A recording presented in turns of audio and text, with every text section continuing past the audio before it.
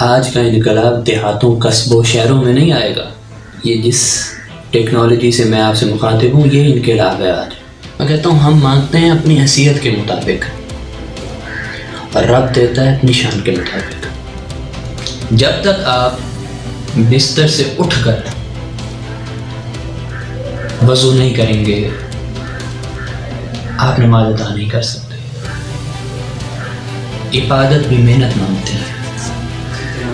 آپ جتنے ماں باپ کے فرما بردار ہوں گے اتنی ان کی نظر کرم نظر شفقت اس بچے کے لیے زیادہ ہوگی. آج سارے کا سارا جو کام ہے جو میں اور آپ چل رہے ہیں وہ ریٹنگ کے چکر میں لوگوں نے ان سے پوچھا آپ کی ترقی کی کیا وجہ ہے, لوگ آپ سے اتنی محبت آپ سے اتنا فیض کیسے حاصل کرتے ہیں. میری ترقی کی یہی وجہ ہے کہ میں اللہ کے حضور وقت پر حاضر ہوتا ہوں.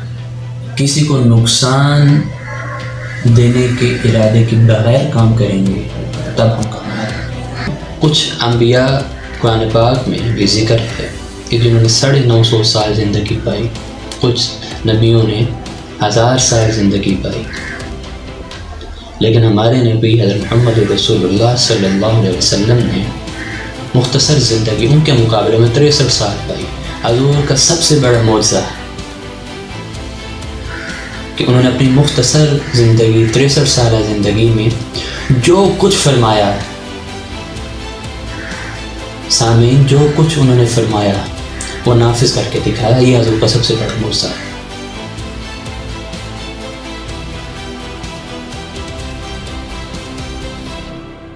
بسم اللہ الرحمن الرحیم.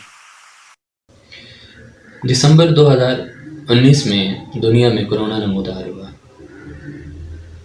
اور فروری 2020 میں پاکستان میں کرونا کا پہلا کیس آیا.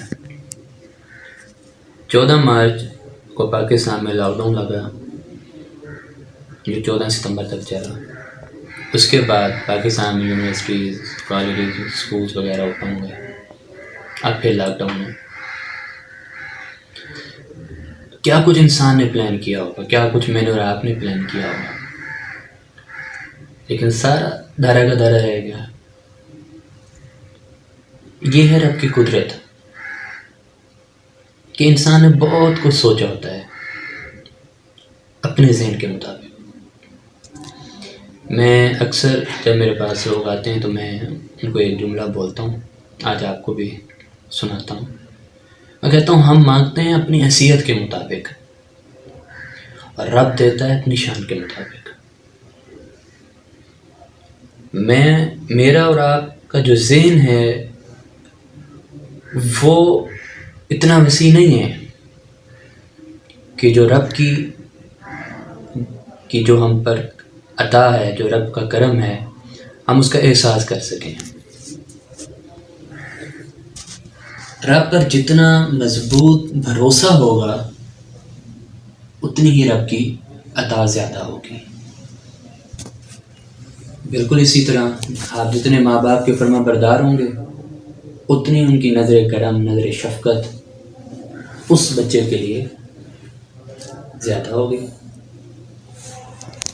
اب ایک ہی ماں باپ کے جنے ہوئے بچے ہوتے ہیں, ایک ہی گھر میں 2 3 4, لیکن ان میں سے کسی ایک کے لیے ماں باپ کے دل سے دعا نکلتی ہے. اسی طرح یہی رب کا اصول ہے. ساری مخلوق اسی کی ہے, انسان بھی, چرند بھی, پرند بھی, لیکن جو اس کا ذکر زیادہ کرتے ہیں وہ اس کے پھر محبوب بن جاتے ہیں, وہ انہیں اپنا محبوب بنا لیتا ہے. آج سارے کا سارا جو کام ہے جو میں اور آپ چل رہے ہیں وہ ریٹنگ کے چکر میں, آگے بڑھنے کے چکر میں.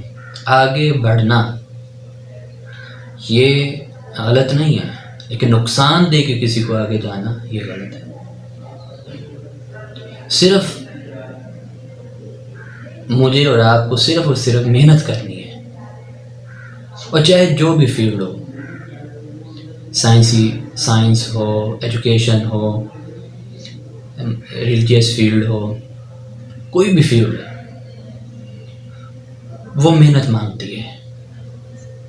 یار میں اور آپ، مجھ سے اور آپ سے رب بھی محنت مانگتا ہے. کیسے؟ ایک مثال دوں گا تاکہ آپ کو سمجھنے میں آسانی ہو. نماز، جب تک آپ بستر سے اٹھ کر وضو نہیں کریں گے آپ نماز ادا نہیں کر سکتے. عبادت بھی محنت مانگتی ہے. ایک اللہ کے ولی تھے، وہ لکڑی کا کام کرتے تھے. وہ کہتے ہیں کہ میں جب اپنے کام میں مصروف ہوتا اور مجھے اذان کی آواز آتی تو اگر میرا کلہاڑا میرے کندھے کے ادھر ہوتا تو میں اس کو یہیں سے نیچے پھینک کر اب کی بارگاہ میں حاضر ہو جاتا تھا. کہ اگر میں اس کو نیچے لاؤں گا، جو لکڑی پر ماروں گا، تو میرا دل کرے گا کہ میں تھوڑا سا اور کام کر کے اس کو تھوڑا سا سیدھا کر کے تھوڑا اس کو اور خوبصورت کر لوں. ابھی تو ٹائم ہے نماز میں. لوگوں نے ان سے پوچھا کہ آپ کی ترقی کی کیا وجہ ہے، لوگ آپ سے اتنی محبت، آپ سے اتنا فیض کیسے حاصل کرتے ہیں؟ تو میری ترقی کی یہی وجہ ہے کہ میں اللہ کے حضور وقت پر حاضر ہوتا ہوں. فجر کی اذان جب ہوتی ہے تو سارے کام چھوڑ دیتا ہوں، اور پھر فجر کی نماز سے لے کر ظہر کی اذان تک میں ڈٹ کر اپنا کام کرتا ہوں. اس کے بعد پھر ظہر پڑھتا ہوں، پھر کام کرتا ہوں، پھر عصر پڑھتا ہوں. کیونکہ میں سارا دن ایسے گزارتا ہوں. جب تک میں اور آپ کسی کو نقصان دینے کے ارادے کے بغیر کام کریں گے تب ہم کامیاب ہوں گے. اور جن کو کامیابی مل بھی جائے نا نقصان دے کر، وہ پھر دائمی نہیں ہوتی ہے، وہ عارضی ہوتی ہے، کچھ وقت کے لیے ہوتی ہے اور پھر ختم ہو جاتی ہے. غزوہ خندق کے موقع پر رسول اللہ صلی اللہ علیہ وسلم نے اپنے اصحاب کے ساتھ مل کر خندقیں کھودی. اگر وہ چاہتے تو ان کے خادم چاہنے والے، ان پر جان نثار کرنے والے بہت تھے، لیکن انہوں نے کام کو ترجیح دی. قبلہ والد گرامی میرے فرماتے ہیں، اور سننے میں بھی آیا ہے، میں نے انہیں سے سنا جو آج آپ کے سامنے بول رہا ہوں، میں انہیں سے پڑھ کر سمجھ کر سیکھ کر آج آپ کو سنا رہا ہوں. حضور صلی اللہ علیہ وسلم نے 63 سالہ زندگی پائی. قرآن پاک میں ذکر ہوتا ہے کہ کچھ انبیاء نے 950 سال، کچھ نے 1000 سال زندگی پائی. ان کے مقابلے میں میرے اور آپ کے نبی کی عمر مختصر ہے. حضور کا سب سے بڑا معجزہ کہ انہوں نے اپنی مختصر زندگی 63 سالہ زندگی میں جو کچھ فرمایا، سامعین جو کچھ انہوں نے فرمایا وہ نافذ کر کے دکھایا. یہ حضور کا سب سے بڑا معجزہ ہے. حضور نے عدل، حضور نے انصاف، حقوق اللہ، حقوق العباد، ایک رب کی عبادت، یہ کوئی آسان کام نہیں تھے جو انہوں نے کیے. اور پھر حضور نے جو کہے وہ پھر نافذ کر کے دکھائے. کیا ان کی زندگی آسان ہوگی؟ کبھی ہجرت ہے، کبھی بھوک ہے، کبھی تشدد ہے، کبھی دکھ ہے. میں اور آپ مایوس ہو کر بیٹھ جاتے ہیں. کی زندگی آپ دیکھ لیں. انسان کی زندگی میں سب سے بڑا دکھ وطن سے جدائی ہوتی ہے. حضور نے ہجرت فرمائی. ایسے ہی پھر انہوں نے اپنی مختصر زندگی میں انقلاب ایسے نہیں لے آئے. آج کل کے انقلابوں کی طرح ہم کمپیریزن بالکل نہیں کر سکتے.